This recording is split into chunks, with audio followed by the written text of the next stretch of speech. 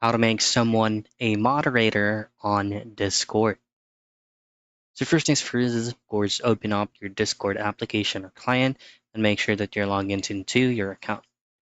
Now, right now, I'm currently created a specific test server so that we can provide you this demonstration.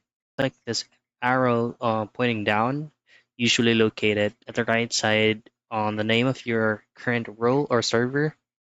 Click on that and then go into server settings.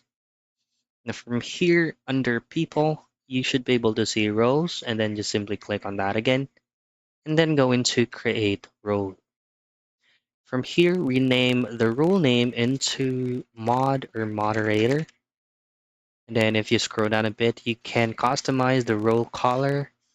You can also add customize image for that role or for this kind of role that you're creating.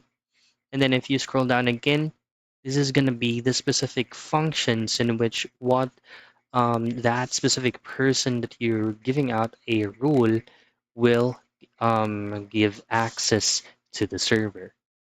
And that's it. Just simply hit on save changes and you're done.